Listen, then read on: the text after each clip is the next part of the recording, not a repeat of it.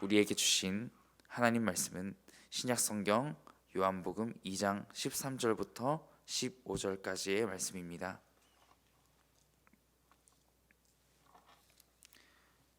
매일 성경은 1월 7일 신약성경 145페이지에 있습니다. 요한복음 2장 13절부터 25절까지의 말씀을 함께 합독하시겠습니다. 시작. 유대인의 유월절이 가까운지라 예수께서 예루살렘으로 올라가셨더니 성전 안에서 소와 양과 비둘기 파는 사람들과 돈 바꾸는 사람들이 앉아 있는 것을 보시고 노끈으로 채찍을 만드사 양이나 소를 다 성전에서 내쫓으시고 돈 바꾸는 사람들의 돈을 쏟으시며 상을 엎으시고 비둘기 파는 사람들에게 이르시되 이것을 여기서 가져가라. 내 아버지의 집으로 장사하는 집을 만들지 말라 하시니 제자들이 성경 말씀에 주의 전을 사모하는 열심이 나를 삼키리라 한 것을 기억하더라. 이에 유대인들이 대답하여 예수께 말하기를 네가 이런 일을 행하니 무슨 표적을 우리에게 보이겠느냐. 예수께서 대답하여 이르시되 너희가 이 성전을 헐라 내가 사흘 동안에 일으키리라. 유대인들이 이르러 이 성전은 36년 동안에 지었거늘 네가 3일 동안에 일으키겠느냐 하더라. 그러나 예수는 성전된 자기 육체를 가리켜 말씀하신 것이라. 죽은 자 가운데서 살아나신 후에야 제자들이 이 말씀하신 것을 기억하고 성경과 예수께서 하신 말씀을 믿었더라.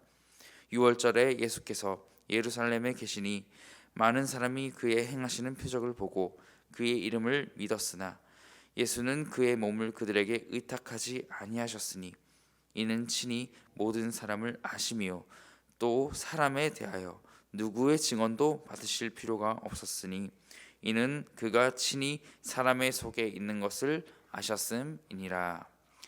아멘. 주어진 본문에 따라 우리 함께 잠시 묵상하는 시간을 가지겠습니다. 하나님은 어떤 분이십니까? 우리 본문에 따라 다시 질문해 보면 하나님의 성전은 우리에게 어떤 의미입니까? 유월절은 무엇일까요? 이것들을 왜 지킵니까? 의미가 있기 때문에 지키죠. 유월절 어린 양의 피는 그 옛날 출애굽의 때 또 자신들의 죽음, 이스라엘 백성들의 죽음을 비켜 지나갔던 그 엄청난 은혜를 기억하는 순간입니다. 예수님께서 이 유월절을 지키러 올라간 많은 사람들이 있는 예루살렘의 성전으로 올라가십니다. 그리고 그 성전에 있는 것들 중에 13절 말씀, 유대인의 유월절이 가까웠다. 예수님께서 예루살렘으로 올라가셨더니 장소가 참 의미가 있죠. 성전의 정말 완벽해 보이는 그 성전으로 올라가시는데 사람들은 생각합니다. 이곳이 완전한 곳이고 이곳이라면 나는 완벽한 예배를 드릴 수 있다고 생각하고 이곳이라면 나는 은혜 받는다. 내 죄가 씻어진다는 신념을 확실하게 가지게 해준 장소이기도 합니다.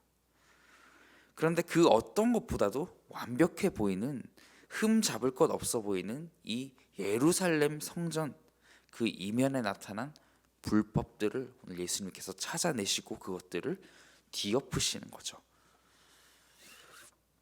오늘 이 광경을 보면서 마치 우리 몸 같지 않습니까? 정결하고 또 건강한 육체를 가지기를 원하지만 그에 맞는 합당한 관리를 하지 않으면 점점 우리 몸의 내부가 연약해지고 결국에 겉으로 보기에도 약해 보이게 됩니다. 이 모든 원리들을 통하여서도 주님은 우리의 몸된 성전을 지킬 것을 말씀하십니다. 지킨다는 것이 무엇일까요? 지킨다는 것은 단순히 방어하는 것을 말하는 것이 아닙니다. 15절에 예수님이 어떻게 하셨는지 보시기 바랍니다. 14절부터 읽죠.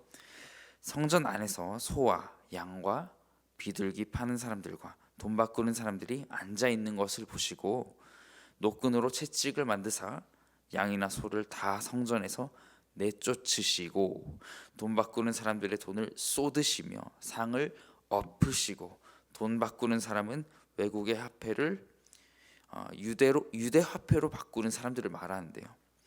외국 화폐에는 당연히 로마 황제나 이교도의 초상이 새겨져 있었습니다. 이것이 무엇을 의미하는지 더 말할 필요가 없죠. 우상숭배입니다. 오늘 묵상하신 말씀들이 대체로 맥락이 거칠게 흘러갑니다.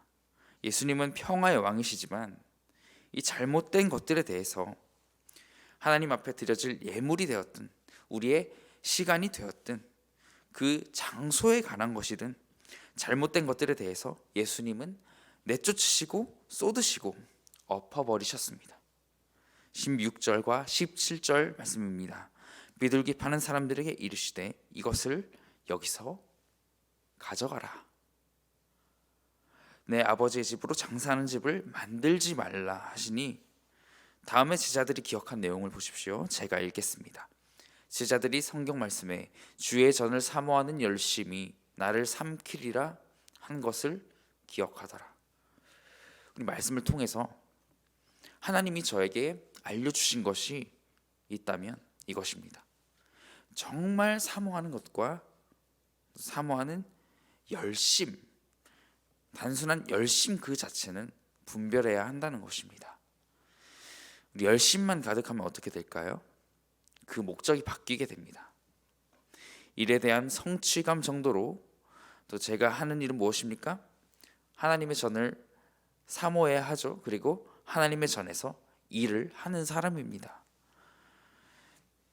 단순히 주어진 일에 사모함 없는 열심만 낸다면 저는 그냥 한 기능적인 사람일 뿐입니다. 그러한 사람에 불과할 것이지만 그러나 정말 하나님을 사랑하고 사랑하는 주님이 내게 일을 주신다는 걸 기억하는 것, 그것이 인간적인 성취감이 덜할지라도 조금 부족하더라도 주님이 쓰시는 사람이 될 것이라는 걸 확신합니다.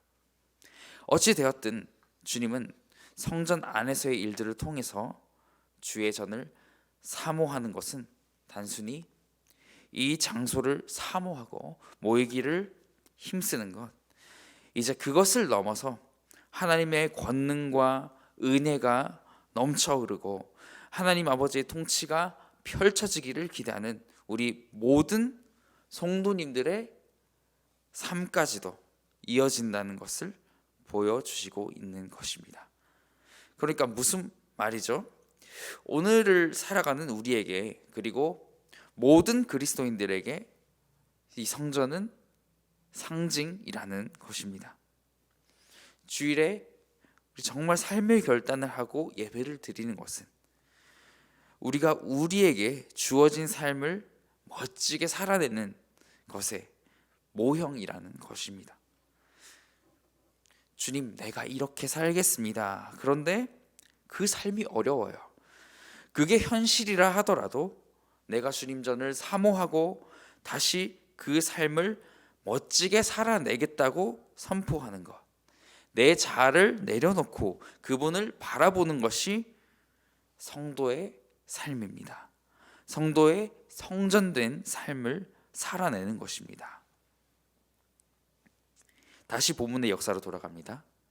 유대인에 관하여서는 그들에게 주어진 모든 정결의식과 절기들을 지키는 유대인들은 이 삶 너머의 것을 보지 못합니다.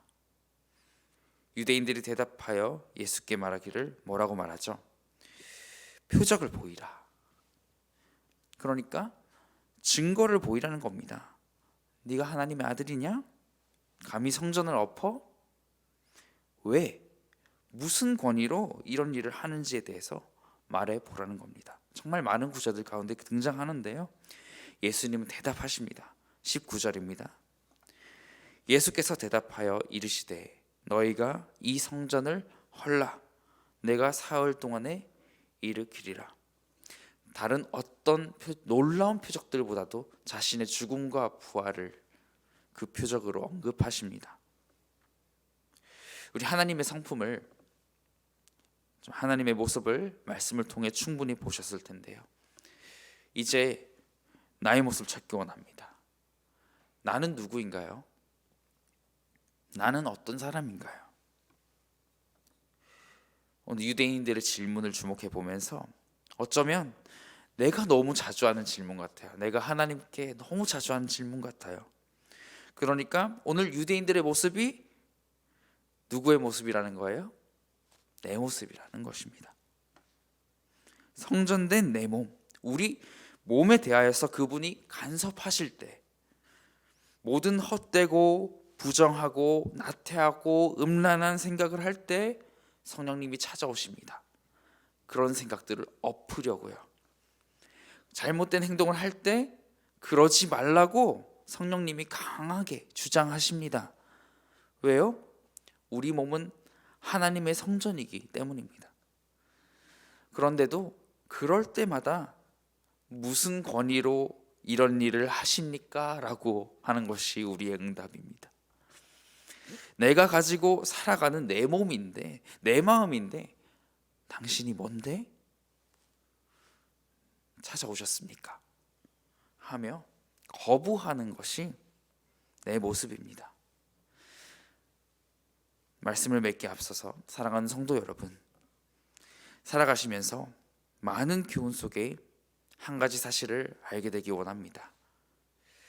우리 하나님 그분은 찾아오셔서 기다리시는 분이시라는 겁니다. 우리를 사랑하시고 친히 변화시키시는 삼위일체 하나님께서 지금도 여러분을 기다리고 계십니다. 세상의 모든 책들로도 기록하기 어려운 기적들, 응답, 그 기적 때문에 믿는 것이 아니라 우리 하나님이 응답해 주셨기 때문에 믿는 게 먼저가 아니라, 그 놀라운 일들은 하나님이 어떤 일을 행하시는가, 어떤 분이신가를 나타내 주는 모형이라는 것과, 우리가 하나님을 따르는 것은 때때로 어려운 난관을 헤쳐나가야 하는 일들을 모두 포함하고 있다는 사실입니다. 예루살렘 성전도 그렇습니다. 완벽해 보이는 그곳에 어떤 일이 일어나고 있었습니까? 돈을 바꾸고 소, 양, 비둘기 장사를 하고 그 안에 사람이 취할 수 있는 이득이 얼마나 많았습니까? 내가 하나님을 참되게 예배하지 못한 순간들이 있었습니다. 그 가운데도 내가 취할 수 있는 이득들이 얼마나 많았었는지를 기억해 봅니다. 이 시간 함께 기도하겠습니다. 하나님이신 예수님은 우리의 대제사장이 되시고 우리가 항상 머물러야 하는 성전이 되시는 분이십니다. 요한복음 4장도 곧 나누게 되시겠지만 우리 사마리아 여인의 질문에 대한 대답으로도 예수님께서는 하나님께 예배하는 것이 이 산에서도 말고 예루살렘에서도 말고 너희가 아버지께 예배할 때가 이를 것이다 라고 말씀하십니다.